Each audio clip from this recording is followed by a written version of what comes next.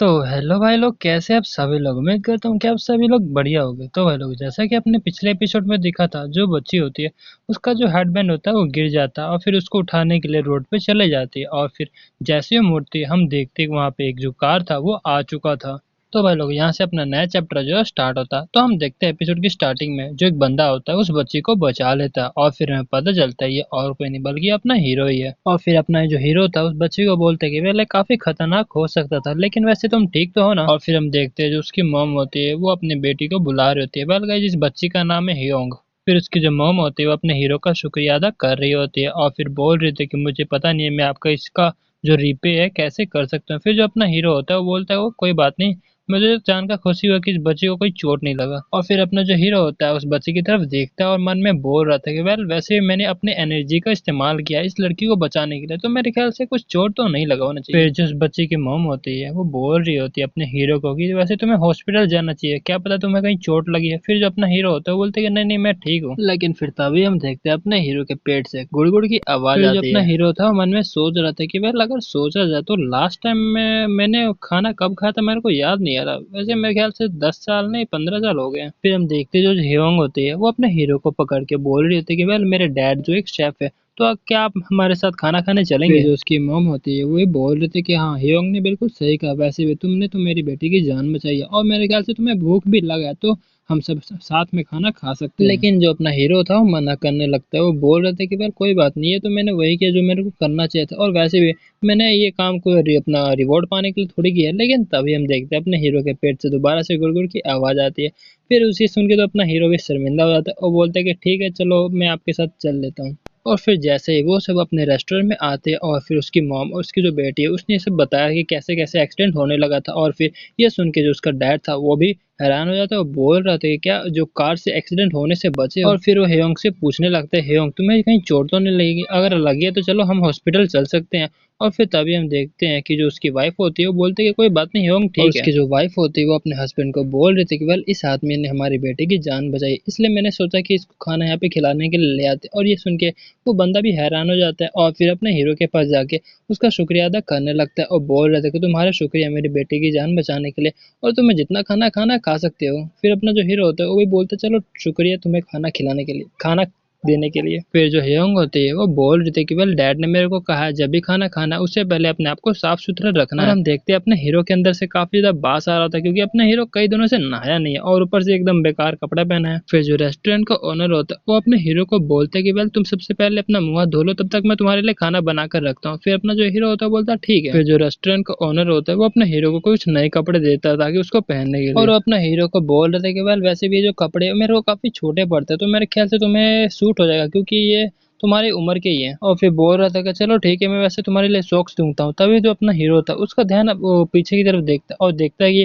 वो जो रूम है वो एक बाथरूम होता है। और फिर अपना जो हीरो होता है उसको देख के काफी हैरान हो जाता है और बोल रहा था कि वेल ये जगह तो काफी ज्यादा ही अजीब है। फिर जो अपना हीरो था वो रेस्टोरेंट के ओनर को बुलाता है और फिर जो अपना हीरो था उसको बोल रहा था कि मुझे माफ करना लेकिन यहाँ पे जो पानी है वो मेरे नहाने के लिए काफी कम है। फिर ये सुन के जो रेस्टोरेंट का ओनर होता है वो भी थोड़ा हैरान हो जाता है और बोल रहे थे कि क्या तुम्हारे कहने का क्या मतलब।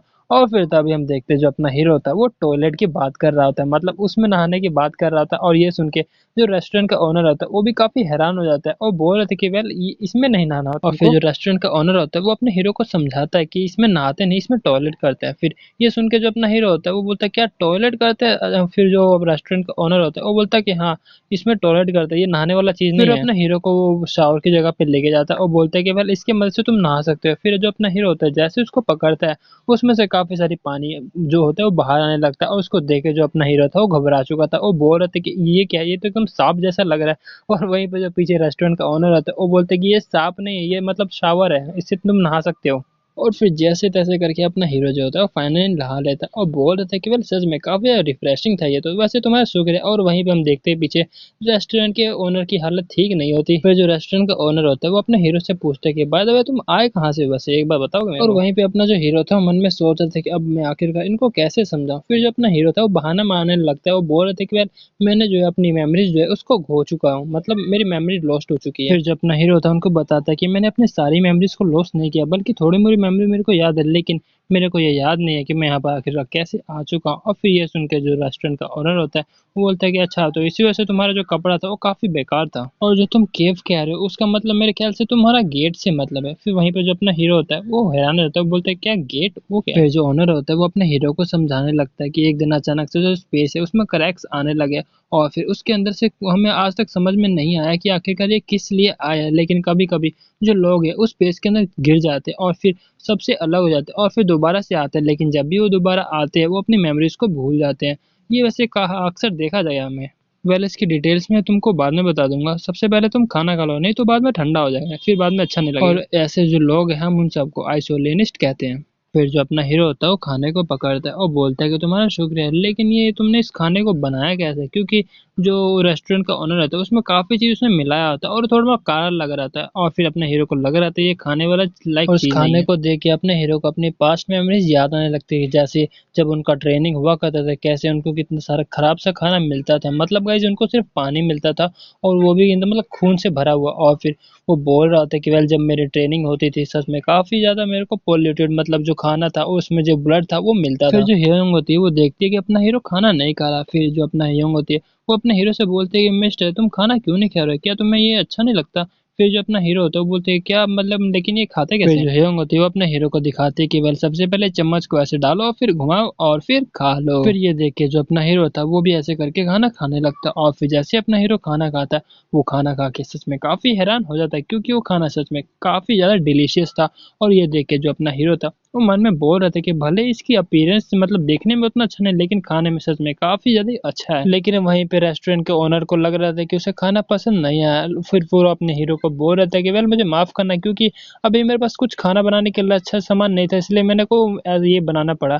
और फिर वहीं पे जो उसकी वाइफ होती है वो बोल रही थी कि वेल, नेक्स्ट टाइम हम तुम्हें इससे भी अच्छा खाना खिलाएंगे। वहीं पे जो अपना हीरो होता है वो बोल रहा था कि नहीं नहीं, खाना तो काफी ज्यादा अच्छा है, मैं तो ये चाहता हूँ कि आपके पास एक और मतलब जो इंस्टेंट नूडल है, मतलब इस खाने का नाम है ब्लैक इंस्टेंट नूडल, वो आपके पास एक और है? फिर जो रेस्टोरेंट का ओनर होता है वो बोलता है कि हाँ, हमारे पास एक और है, मैं रुको मैं तुम्हें दोबारा से देता हूँ। फिर हम कुछ समय बाद का सीन देखते हैं जहाँ पे जो अपना हीरो था उसने खाना खा लिया था और रेस्टोरेंट के ओनर को शुक्रिया अदा कर रहा था। फिर जो रेस्टोरेंट का ओनर होता है वो बोलता है कि नहीं नहीं, अगर तुम्हें जब भी ब्लैक इंस्टेंट नूडल खाना हो तो तुम आ सकते हो। फिर जो अपना हीरो होता है उसका ध्यान जो पार्ट टाइम डिलीवरी के नोटिस पे जाता है। फिर जो अपना हीरो होता है रेस्टोरेंट के ओनर से पूछता है कि इसका मतलब क्या है। फिर जो रेस्टोरेंट का ओनर होता है वो अपने हीरो को समझाता है कि वेल, इसका मतलब ये है कि हम किसी बंदे को ढूंढ रहे हैं जो कि जो खाना है वो जगह जगह पर पहुंचा सके और हमारे काम में भी मदद कर सके, एक तरह से वर्कर ढूंढ रहे हैं। फिर जो अपना हीरो होता है वो रेस्टोरेंट के ओनर से पूछता है इसका मतलब ये है कि हमें खाना और रहने का जगह भी मिल जाएगा ना? फिर जो रेस्टोरेंट का ओनर होता है वो बोलता है कि हाँ, वैसे भी यहाँ पर काफी कम लोग रहते हैं, तो हाँ ये ठीक है। और वहीं पे अपना हीरो भी सोचने लगता है वेल, वैसे भी मेरे को एक रहने की जगह की जरूरत है, और अगर मैं यहाँ पे काम करता हूँ तो यहाँ पे खा भी पाऊंगा और यहाँ पे रह लूंगा, और इस तरह से मैं इस वर्ल्ड के बारे में जान भी पाऊंगा। फिर जो अपना हीरो होता है वो रेस्टोरेंट के ओनर को बोलते हैं कि क्या मैं इस जॉब को ले सकता हूँ? फिर ये सुन के जो ओनर होता है वो भी थोड़ा हैरान हो जाता है।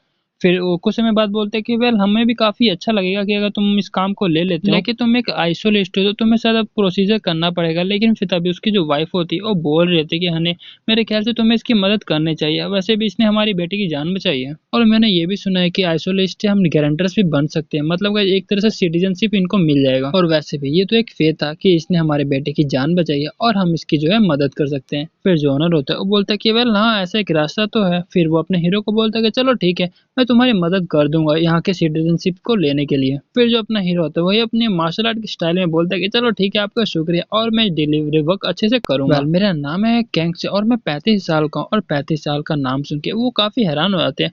और जो रेस्टोरेंट का ओनर होता है अपने हीरो से हाथ मिलाते हुए बोल रहे थे कि मेरे को लगा नहीं था कि तुम मेरी ही उम्र के हो, क्योंकि तुम काफी यंग लगते हो। फिर तभी अपने हीरो को पास्ट मेमोरी याद आने लगती है, कैसे जो छोटी बच्ची थी वो भी उसका हाथ ऐसे ही पकड़ती थी। और हमें पता चलता है जो कैंगसो नाम है ये इसी छोटी बच्ची ने दिया था। और फिर उस टाइम हम देख रहे थे जो अपना हीरो था वो बोल रहे थे कि वेल, तुम्हें नेमिंग देने में बिल्कुल भी अच्छे से नहीं आता। और फिर वहीं पर जो लड़की होती है बोलते ये तो कितना अच्छा नाम है। और फिर अपना जो हीरो होता है वो भी हार मान लेता है, वो बोलते चलो ठीक है, तुम मेरे को कैंगसो ही बुला सकते। तो वह लोग आज के लिए इतना ही, मिलते हैं अगले एपिसोड में, तब तक के लिए टाटा बाय बाय और सायोनारा।